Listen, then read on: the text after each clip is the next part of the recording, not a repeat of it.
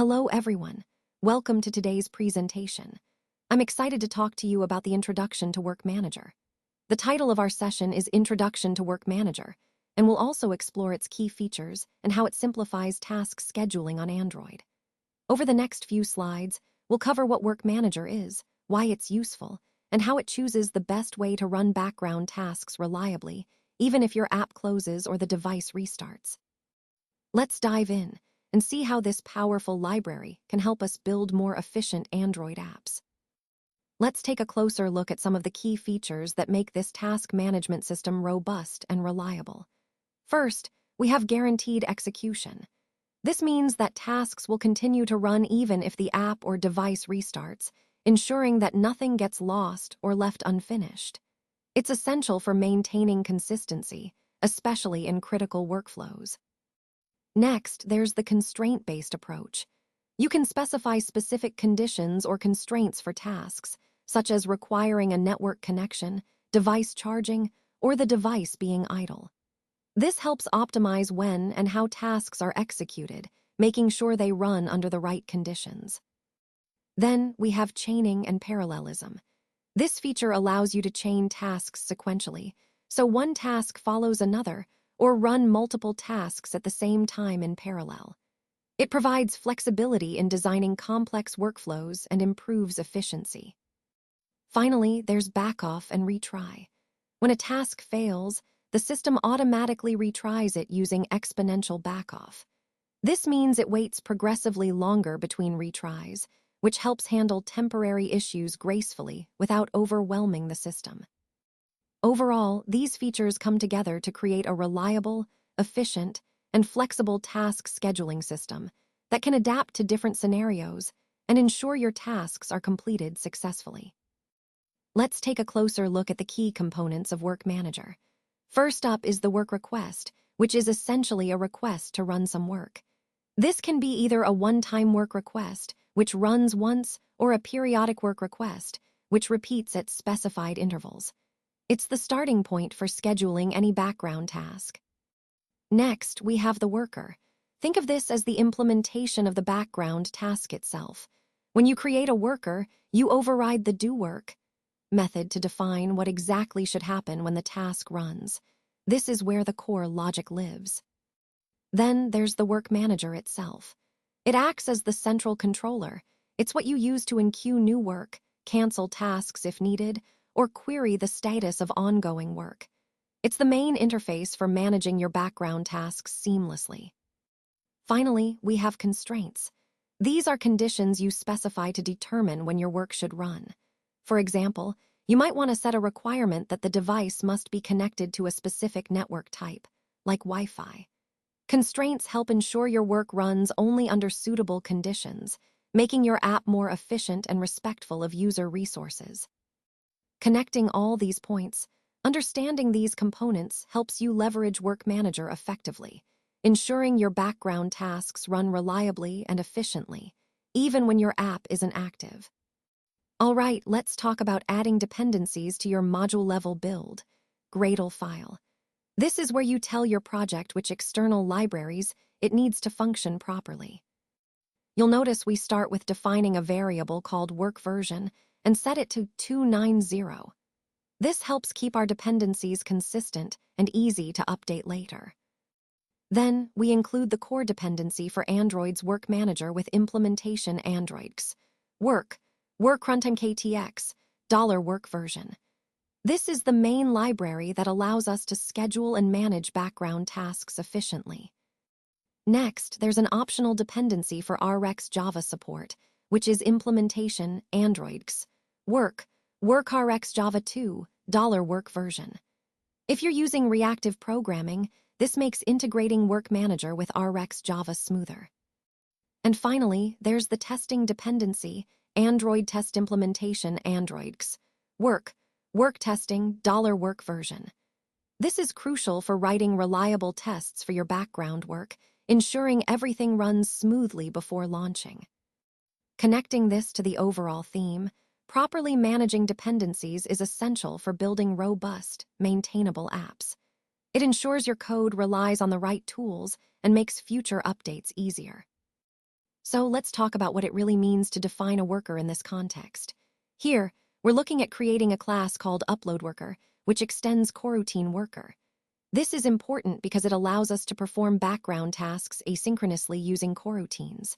Inside this class, we override the doWork method, which is the core of our worker. This method runs in the background and is where we put the task we want to execute, like uploading a file.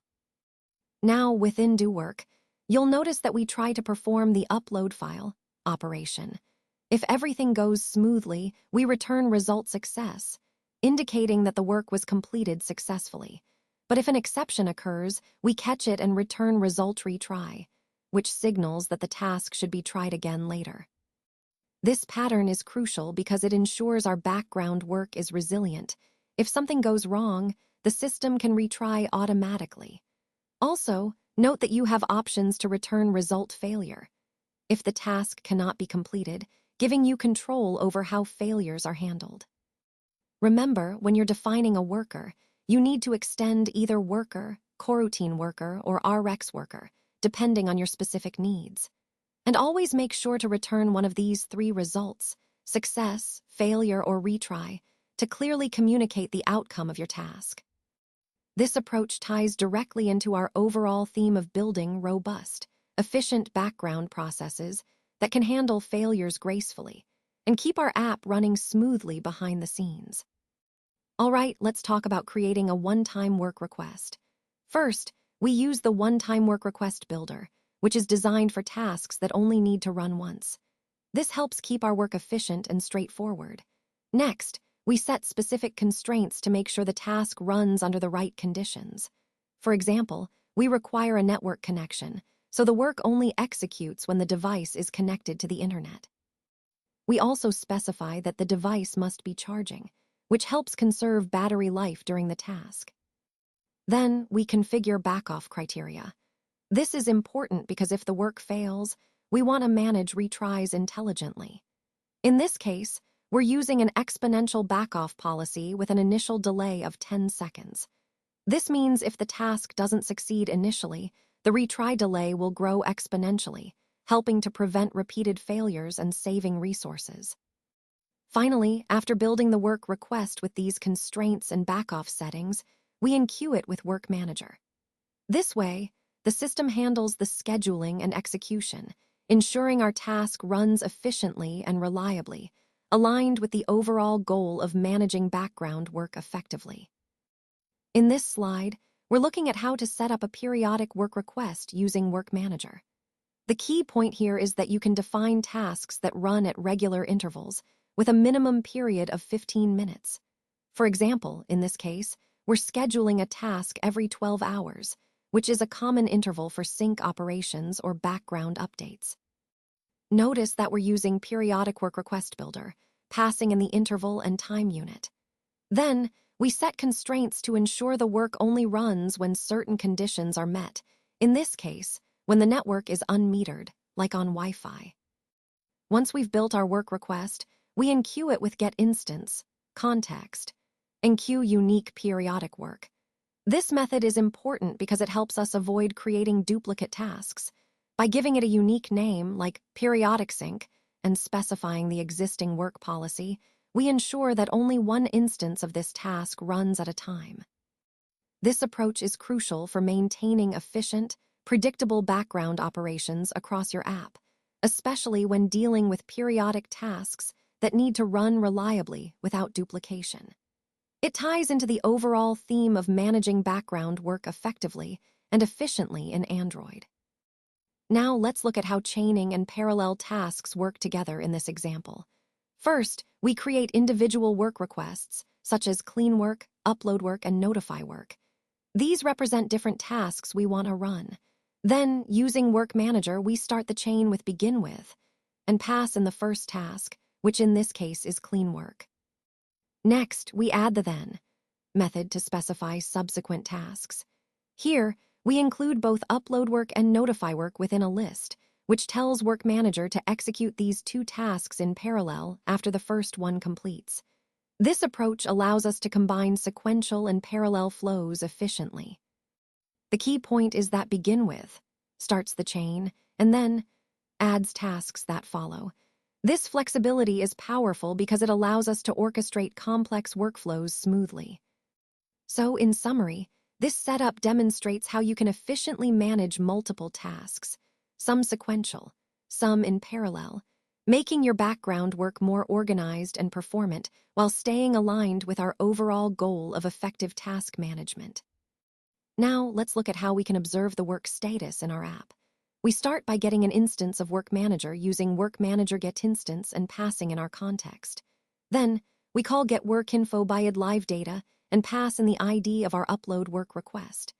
This returns a live data object that we can observe for changes. When we observe it, we set up a callback that receives a WorkInfo object. Inside that callback, we check the current state of the work.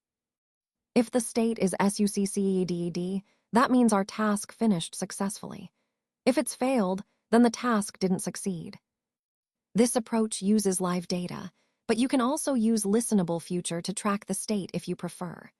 The key thing to remember is that WorkInfo provides us with detailed information about the work, including progress, current state, and any output data.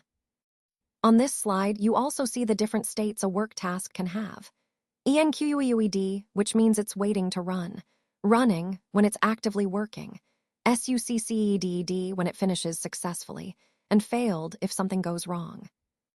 Understanding these states and how to observe them is crucial for managing background tasks effectively and updating your UI accordingly. It ensures you have real-time feedback on your work's progress and outcome, which is essential for a smooth user experience. Now, let's talk about some best practices and tips to ensure our work runs smoothly. First, preventing duplication is crucial. I recommend using unique work names so you can easily identify and avoid accidentally running the same task multiple times. Next, when it comes to performance, it's important to keep your work requests lightweight. Avoid heavy computations within these requests to prevent delays or resource exhaustion. Moving on to data passing, leveraging the Data API is a smart move. It allows you to efficiently pass input and output data between different components, making your workflow more seamless. When it comes to testing, always remember to test your workers with Work Manager Testinit Helper. This helps catch issues early and ensures everything functions correctly before deployment. Lastly, monitoring battery optimization is vital. Be mindful of the device's battery and performance constraints by specifying accurate requirements. This way, your app can operate efficiently without draining resources unnecessarily. Incorporating these best practices will help you build robust, efficient, and reliable background work in your applications.